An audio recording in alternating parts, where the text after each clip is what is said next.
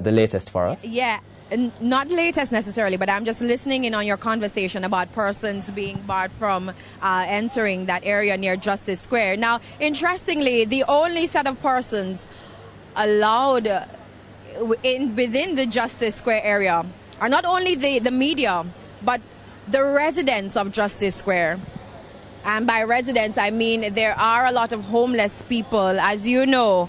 This is where they live. So they have not been allowed, they have been allowed basically. So it's business as usual for them. Behind me, I have some sitting right there in front of me. So they have been somewhat allowed to continue or to remain in this area. But it's just persons, members of the public. If you don't have any business here, the police will not allow you to walk through.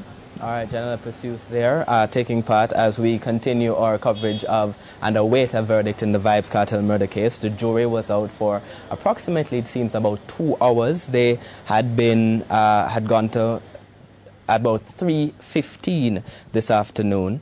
Well, we're getting the latest from our reporter, Dara Smith. There is a 10-1. 10 jurors voted in one way and 1 in another way, apparently. It's clearly not a unanimous verdict, as they said, but we're not entirely clear what the specific verdict has been. But it's 10-1, I'm being told by my producer. All right, no, I'm being told that it's a 10-1 verdict. It's not unanimous. Live TV here, folks. We're getting the latest from our reporter in the courtroom.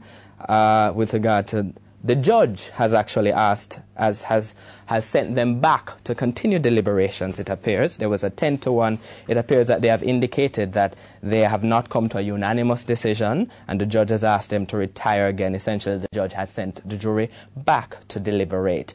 So that, as far as we are aware, is the latest that is taking place in the Vybz Kartel murder case. It seems that that there is one juror that does not agree with the others. And that so far is the latest as we have been able to find out in terms of the verdict in the case of Clive Lizard Williams there. It's alleged that Lizard Williams was killed in 2011, in August 2011, by Vybz Kartel and the other men in this case, or that they were part of a conspiracy in which he was killed, not necessarily that all of them killed him, but essentially that they were part of a conspiracy in which he was killed. You're seeing there the latest pictures from downtown Kingston from Justice Square. Still very calm. Janella Pursues has been on location. Janella, are there any changes in terms of the mood of the crowd? No changes, Archibald, because really and truly they don't have a view as to what's happening over here. So they continue to remain calm. The police continue to keep a close watch on what's happening over on King Street as well as Barry Street. Nothing much has changed in terms of persons reacting to the news of the 10-1 verdict that was just delivered. So tense, calm. Persons continue to await something. They want finality on this so that everything gets back to normal, especially in this area. Again, the business community, Akemlani Mart is where most persons converged earlier today. And a short while ago, Archibald, they closed. The owner did not look very pleased, and we're hoping that by tomorrow things get back to normal for them. But until such time, persons continue to wait. The crowd has grown, especially by the Barry Street end, as persons await a final verdict from the jury. All right, thank you very much. Daniel Pursues there on location in Justice Square, but we have our reporter, Dara Smith. I'm being told on location as well. She was in the courtroom. Do we have Dara online now? Yes, Archie, I'm here. What was the latest? What happened in court just a short while ago, for a recap? At 5:30, words came that the jurors arrived at a verdict. We awaited on the arrival of the judge. He arrived the jurors walked in the courtroom about 5:35. The judge arrived about 5 minutes after that.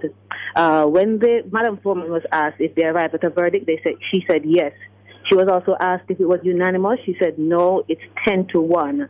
Now, the statute says that if 2 hours hasn't passed, they have to go back and relook at the evidence, and that's what the judge has done. He has sent them back to revisit to see if they can arrive at a unanimous decision. All right. Now, Dara, let's talk a little bit about the mood of the court as we prepare to hear